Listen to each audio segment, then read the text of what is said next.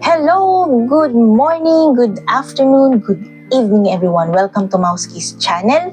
Kung saang parte man kayo ng mundo ngayon, maraming salamat po at napadpad kayo dito sa part ng YouTube na ito kung saan ako ay nagsasalita at nagchichismisan tayo all about personal finance and mental health awareness. So right now, ang topic natin would be related to mental health awareness. So, kasunod lang siya or kadugtong lang siya nung previous natin na pinag-uusapan.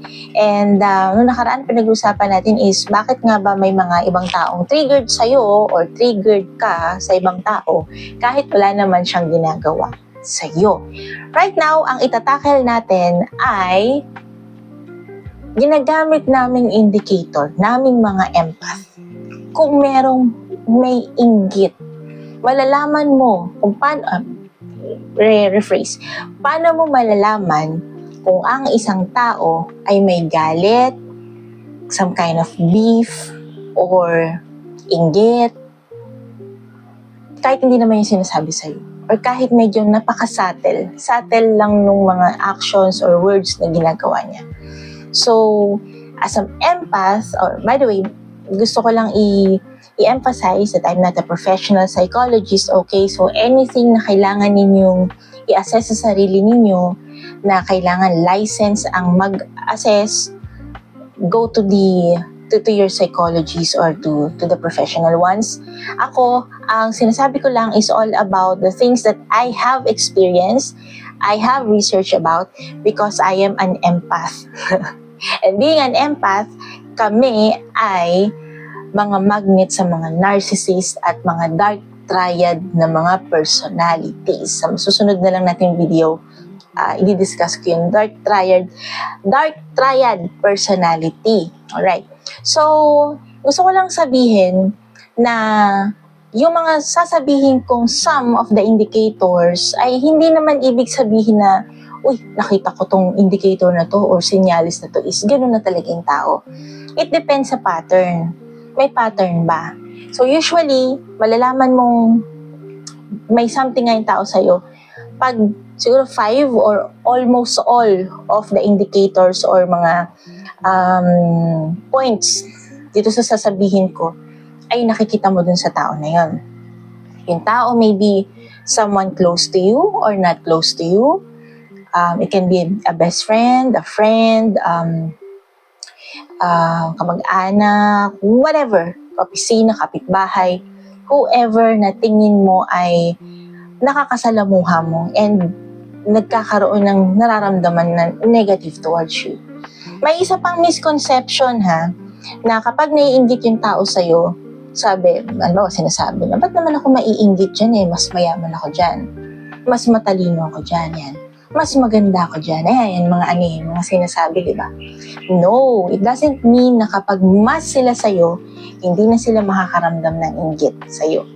Usually, mga covert na mga narcissist or covert na may mga dark triad personality, sila pa yung nakakaramdam ng negativity towards someone kahit na mas tingin mo naman kapag sinasabi or kapag ina-assess mo sila is mas okay yung buhay nila, mas okay sila kesa sa'yo. Why? Katulad ng nabanggit ko dati, may mga bagay kasi talaga na hindi mo kayang makuha sa ibang tao. And yun yung mga source ng inggit. That would be how you handle yourself is one. Next one is aura. Next one is happiness, just a simple happiness. Kahit naman na nasa barong-barong ka lang nakatira, may mga ganun, di ba, na legit na, o not lang, kahit sa barong-barong ka nakatira, basta masaya yung pamilya nyo, na legit yung pamilya nyo, kakainggitan ka pa rin talaga ng kahit na sino sa tingin mo mas mayaman sa'yo. So may mga bagay na ganun, marami yan. Marami mga bagay yan na masasabi ko na hindi material-based things na talagang kaiinggitan ka kapag meron ka nito. So, yun. Going back, what are the signs or some indicator na ang isang tao, kung sino man yan sa buhay mo, be it close or not close, ay may beef, may inggit, or whatsoever sa'yo. Alright? So, dito sa pitong to, actually 8 siya, dito sa 8 to, hindi ko naman sinasabi na kapag ka nakakita ka dito ng 1, 2, or what, ganun na talaga yung tao. It's for your assessment din naman, di ba? Mararamdaman mo naman yun kung yung mga sinasabi ko ba ipapasok or swak yung sa kakilala mo. Okay? So, it's, again, hindi ko sinasabi na these are, kapag ka nakakita ka ng ganito, is automatically mainggit na sa'yo or galit na sa'yo yung tao. Baka mamaya awayin mo bigla yung pinaghihinalaan mo, di ba? So, wag ganun. Wag tayong ganun. Wag tayong, tamang hinala ang ibig sabihin naman nun kapag ganun. Alright, so number 1, that would be, they are downplaying your success. Ayan. Downplaying your success means, kapag, halimbawa, nakapasa ka sa licensure exam. Let's just say, teacher, engineer, nurse, ganyan. Uy, friend, nakapasa ako sa exam, ganyan. Tapos sasabihin niya, ay, oo nga, nakita ko, nakapasa ka pala. Congratulations. Pero parang nabasa ko rin na parang 97% pala na nag-take ngayon nakapasa. So, buti na lang nakapasa ka. Something like that. Kasi ang normal na tao or ang normal na magko-congratulate sa'yo is congratulations lang. Makikita mo yun kung genuine yung pag-congrats niya sa'yo. Okay. One example pa is na-promote ka. Alam mo, na-promote ka. Promoted, syempre, palakpakan niya. Diba? Biglang masasalita na, uy, congrats! Pero alam mo, 10 years ka na rin sa position mo ngayon, di ba? So, dapat lang naman na ma-promote ka na. Yan, mga subtle subtle banat yan na medyo kakaiba, di ba? So, yun yung number 1, downplaying your success. Number 2, they always turn everything into competition. Naku, ano yan? Isa sa classic na sample or classic na indicator yan na parang ikaw, sa sarili mo, hindi ka naman nakikikompete sa kanya. May mga taong ganun, di ba, na magaling lang siya dito sa bagay na ito. Hindi siya nakikikompete sa kaibigan niya. Pero, doon pala sa kaibigan, kamag-anak, or kung sino man, ka-neighbor, or what, sa kakilala niya, is competition pala. Di ba? Malalaman mo yan usually ngayon sa digital age, sa Facebook, sa Instagram, yan. Ikaw talagang mahilig ka sa arts, halimbawa, or pagpipaint, yan. Biglang yung friend mo, na alam mo naman sa sarili mo, is hindi mahilig mag-paint, bigla na lang nagpo-post tungkol sa mga, nag-aaral siya tungkol ng painting. Yan. O kaya, medyo kakaiba na yung parehas kayo lagi ng ginagawa. Diba? Parehas kayo lagi ng interest sa buhay. Ano? Mahilig yung friend mo or mahilig ka magpo-post ng something about family or about anything, ganyan. Siya din makikita mo after a day, after kung ano man, nagpo-post na rin siya tungkol sa mga same interest, okay? So, parang nagiging, ba't parang nagiging competition to? Yan. Or, halimbawa naman, magtatayo ka ng business. Yung friend mo na yun, hindi naman siya, based sa pagkakaalam mo is hindi naman talaga siya mahilig sa business. Iba yung hilig niya, iba yung ways niya. And then suddenly, bigla na lang siyang magtatayo rin ng business. Okay? So may chance na pwede nagkakataon lang, pero pag may pattern na yan, na lagi na lang, yung interest mo, interesting niya. Yan. O kaya yung page, mahilig ka sa keto. Mahilig ka sa mga health buff. Okay? Bigla mo na lang siya nakitang nakalike sa page. Nakalike ka rin na dati hindi naman ganun. So that is an indicator na parang medyo parang may competition ever ito nangyayari. Okay? So that is the second one. The third one is supportive until you pass them. Supportive sila nung naghihirap ka. Supportive sila nung walang-wala ka pa. Pero nung nagkaroon ka na, doon na nila maiisip na parang nagiging mapagmataas ka na. Okay? So, halimbawa, example lang. Dati nakikitira ka lang dito sa pamilyang to. Yan, ganyan. Dati nakikitira ka lang sa kanya. Pero, syempre, ang panahon ay nagbabago din, masenso ka, may nangyari din namang maganda sa buhay mo, and then, mas umasenso ka tungkol sa, compare sa kanila. Na hindi ka naman nagyayabang or what. Ayan, nagkakaroon na sila ng issue dyan. Kasi parang for them, nagmamayabang ka na. Kahit na wala ka namang pinagmamayabang or kahit you're just doing your best.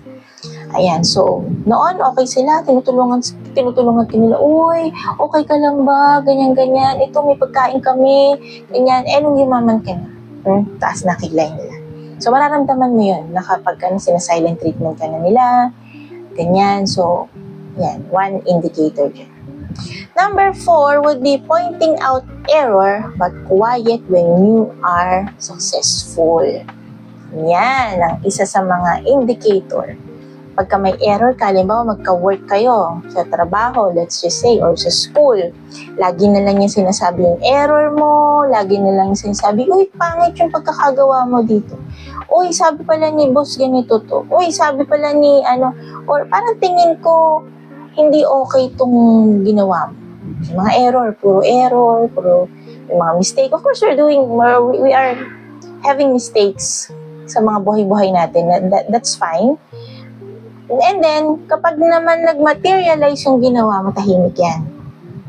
Hindi mo siya mararamdaman. Hindi man lang siya mag-hello or kung ano man na, uy, congrats, maganda pala yung ginawa mo, okay pala yung idea mo, gustong-gusto ni boss, gustong-gusto ni teacher, ganyan. So, yan, tahimik. Mararamdaman mo yung silence nila kapag may success na nangyari dun sa ginagawa mo. Pero maingay naman sila kapag puro mali yung nakikita nila. Okay? Number 5, they quietly celebrate your misfortune. Okay? So, this is sad. Kasi minsan akala mo yung tao is ayaw niya yung nangyayari sa'yo. Pero deep inside, masaya siya. Okay? So, halimbawa,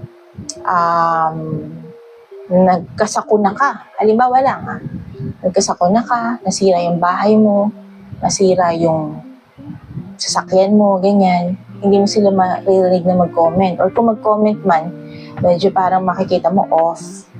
Medyo parang may plastic effect.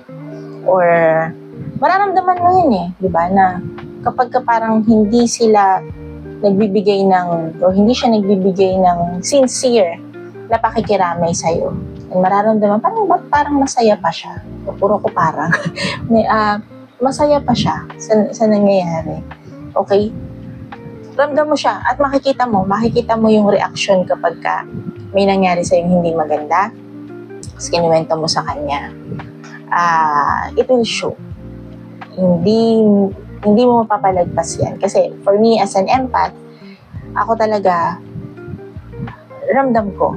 Although hindi ako masyadong confrontational when it comes to that one. Lalo kung isa lang, dalawa lang na indicator ang nakikita ko. So, number 6. Never reacting especially on your milestone. Okay? So, ayun. Hindi mo siya makikita ang nagre-react kapag halimbawa sa mga nanay. No? Halimbawa lang. Itong mga sinasabi ko, halimbawa lang. Wala ko pinatutungkulan dyan. Yung anak niya honor. Yung anak mo honor. Yung anak niya hindi. Hindi man lang nagsabi. Samantalang close kayo, di ba? Or okay naman kayo. Pag siya naman nagkakaroon, yung anak niya nagkakaroon ng milestone is sinasabi mo, uy, congrats, ganyan.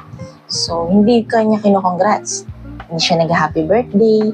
Pero okay naman kayo. Parang hindi naman kayo malayo sa isa't isa. Although may mga instances na hindi kayo close talaga, pero at least acquaintance kayo na maayos, na sa tingin mo maayos. Biglang wala. Silence. So, isa yon sa indicator. And pang-pito, they always hijack the conversation.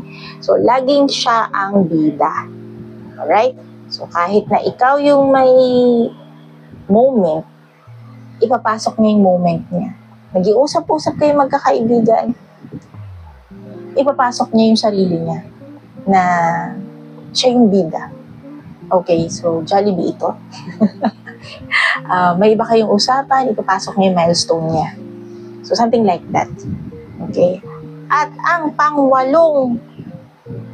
indicator na may something, may beef, or inggit sa'yo yung tao is, ngayon pinapanood mo to, yes, right now, meron kang naiisip na parang ganun si ganire.